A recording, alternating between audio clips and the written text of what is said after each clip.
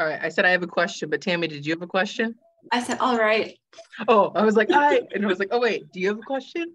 I was just thinking about the embrace structure and how, since that's our topic for the month, how you know, a lot of us come in talking about the podcasts that we listen to, the books that we absorb, and I'm wondering, you know, how does structure play into your personal growth journey, or your personal development with books and podcasts? What kind of structure do you use to support yourself?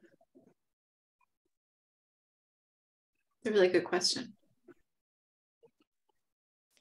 I try to do some of that. Well, like when I have to drive somewhere, like even if it's a 30-minute car ride, right?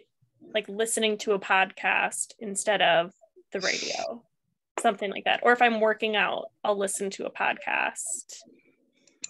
Or like certain tasks that I like don't necessarily enjoy doing, you know, like dishes or cleaning, listen to a podcast as you're doing those things.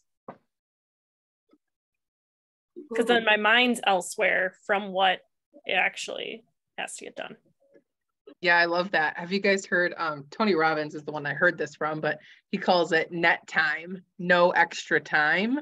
And that's when you fill in, you know, podcasts and the audio while you're doing other things, because it's still getting into our subconscious and getting in there, even if we're not like actively consciously being like, yes, I'm taking notes and yes, I'm absorbing this, we're still receiving some of the good stuff that we're putting in there when we're intentionally tuning in.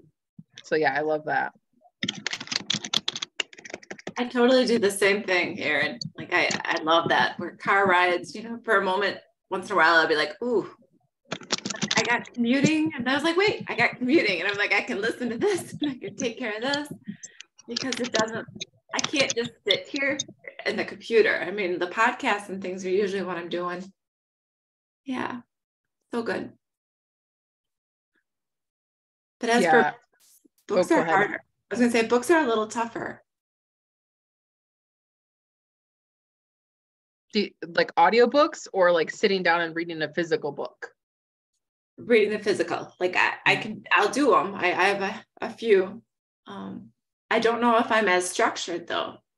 Like I'm really good with what we're reading currently with book club. Like that's good. And then sometimes I'll fit in another. I have stuff on a Kindle so I can grab it and go if I think I'll have to sit and wait for something. I definitely like having my book with me whenever I might have a gap of time, because I know this sounds bad, but sometimes you just don't want to sit. But I'm also learning it's good to sit, right? Like just be. Yeah, sometimes sitting in that, you know, it's like, oh, I'll ponder one of the other books or the other things that I've already listened to instead of getting some new content. Like that's definitely one of those things for me. Mm-hmm. I found that if I'm very interested in the topic, I could read the whole book at the moment or go through the binge of the 6 videos that they might have or whatever. But when I struggle with the topic or it's a challenge, then I need to set that time and then actually go and do it. So I've seen that pattern, but I also find that it's very easy for me just to throw on an audio, any sort, book, podcast, whatever it is, and make dinner, make lunch, put it on while I'm working, doing emails, and it's in the background. And then all of a sudden I'll be like, I heard that somewhere. Now, where did I hear about that? And then I'm trying to think like who I was listening to, because I might have listened to 4 people that day. Yeah. Yeah, one of the things that I did, I guess, is structural, because I'm like, how do I put structure to mine? You know, I feel like I'm so all over the place and it just kind of goes. But one of the things that I did do for structure I don't know when, probably 2.5 years ago, I started doing. So I just have like a notepad app already in my phone.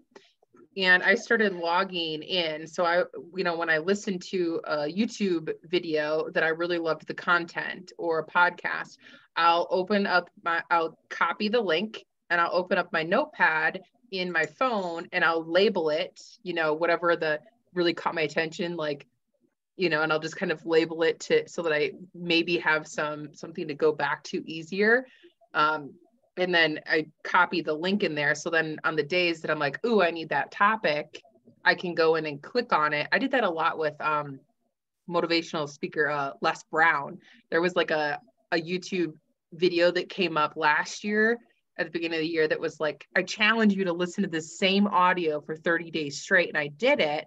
But so I made it easily accessible in my notepad app, and would take notes each day because it would hit me differently. So I started building structure that way, like categorizing topics that were really drawing me in, that I was really getting like a deeper understanding for myself. So encourage you to think about that. If you're a personal development junkie like I am, and you listen to a lot of things, you're like, oh, that's really good to go back to, but I would never go back to it. The other thing that I'll say before we go is I send myself a lot of stuff in Facebook Messenger.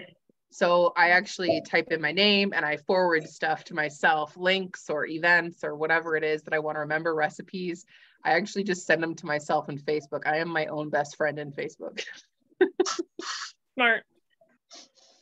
Yeah, I like the quick notes. I was just looking at that too. I've fallen in love with that because you can speak it. Just say, Siri. Yeah. Go. And it is good.